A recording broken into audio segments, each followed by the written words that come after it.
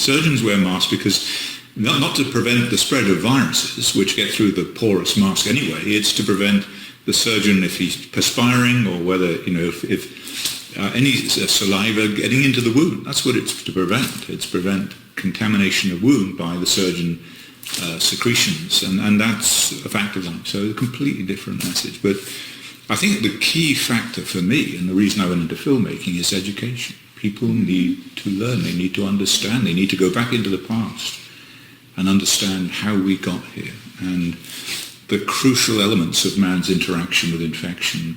Microbes are our friends, actually, that we are 9/10 microbe. Our gut microbiome is essential for our health and survival. So we've gone through a dramatic transition in terms of perception of our interaction, our ecosystem that we share with microbes. And what's been reluctant and slow to catch up with that is the notion that man, doctors, and people who design vaccines in particular are going to save the planet because microbes are still bad in their minds. We have to defeat infectious agent with vaccines and vaccines are going to save us. No, they're not.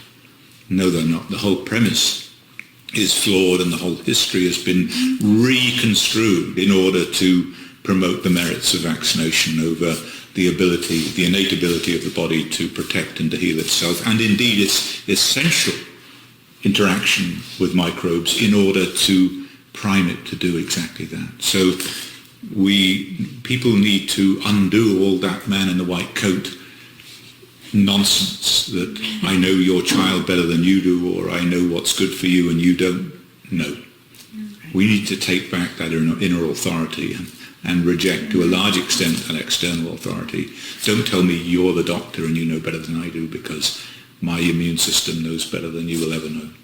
If we're exposed in a natural way, the infection by injection, remember we're injecting these viruses or these sequences in a way that God didn't intend us to. We're exposed by breathing just a few particles, should they even exist, not injecting in a needle a great deal of aborted fetal tissue, pieces and parts, DNA, animal tissue. This is what we found. The animal viruses, 8% of our genome is a virome, just like a microbiome. And so we interact with that, and it's very important for the development of the species to have that not dysregulated. When you inject, you've taken all bets are off. It's not of God. There is an agenda, and the agenda is that depriving you of your health freedom, mandating, for example, medical procedures such as vaccination, earns someone a great deal of money. There is a clear interest in persuading you that vaccination is going to save you, and it is the only thing that's going to save you. And so in the context of COVID, we've seen, as Julie's referred to, the suppression of alternative treatments, which are very effective, in favor of vaccination and a vaccine-only agenda.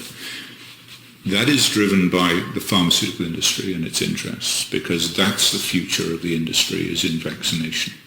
And if they can't persuade you of that, and if they can't grow, then they are dead in the water. So people need to understand that as a starting point. And then people need to get educated. As I say, the reason I went into movies is I wrote 150 scientific papers, so what? I make one movie, changes everything. People wake up in this, and I thought, this is the key, because they don't know how to deal with movie. Every time they tried to censor it, it just got worse and worse and worse. And Julie's experienced this, everybody wants to watch it. What's this film we can't see? I don't know what it's about, but I got to watch it, and that's what happened. And so they had no idea what to do. And so I thought it's time to make another movie. And education is the key, because in a film, for example, you can distill, or in the case of Julie, in a book, you can distill a story into a digestible, understandable thing. Americans understand film.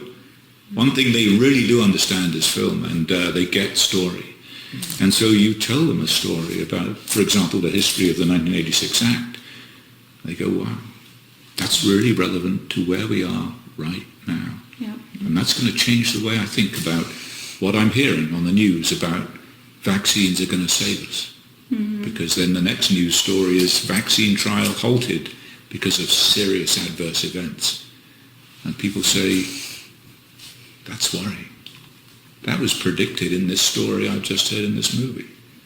maybe I'm not going to enter that trial, or maybe I'm not going to get that vaccine after all, until someone show me that it's a lot safer than I believe it to be now.